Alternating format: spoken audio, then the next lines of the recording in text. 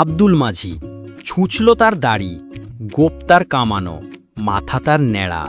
তাকে চিনি, সে দাদাকে এনে দিত পদ্মা থেকে ইলিশ মাছ আর কচ্ছপের ডিম। সে আমার কাছে গল্প করেছিল একদিন চৈত্র মাসের শেষে ডিঙিতে মাছ ধরতে গিয়েছে। হঠাৎ এলো কালবৈশাখী, ভীষণ তুফান, নৌকা ডোবে ডোবে। আব্দুল দাঁতে রশি কামড়ে ধরে ঝাঁপিয়ে পড়ে জলে, সাঁতরে উঠল চড়ে, কাছি ধরে টিনি তুলল তার ডিঙি। গল্পটা এত শিগগির শেষ হলো আমার পছন্দ হলো না। নৌকোটা ডুবল না, অমনিই বেঁচে গেল, এ তো গপ্পই নয়। বারবার বলতে লাগলুম তারপর। সে বললে তারপর সে এক কাণ্ড, দেখি এক নেকড়ে ভাগ, ইয়া তার গোঁপ জোড়া। ঝড়ের সময় সে উঠেছিল ওপারে গঞ্জের ঘাটের পাকুড় গাছে। দমকা হাওয়া যেমনি লাগলো, গাছ ভেঙে পড়ল পদ্মায়।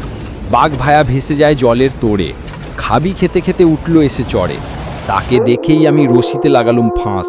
জানোয়ারটা এত বড় চোখ পাকিয়ে দাঁড়ালো আমার সামনে। সাঁতার কেটে তার জমে উঠেছে খিদে। আমাকে দেখে তার লাল টকটকে জিভ দিয়ে লাল ঝরতে লাগলো।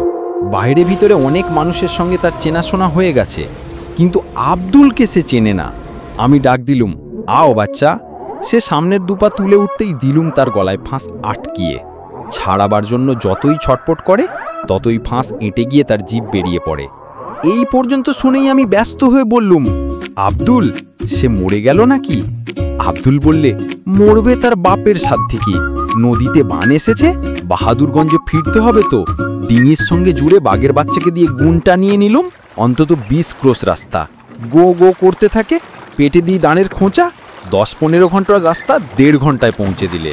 তারপরেকার কথা আর জিজ্ঞাসা করো না বাবা, জবাব মিলবে না। আমি বললুম, আচ্ছা বেশ, বাঘ তো হলো, এবার কুমির?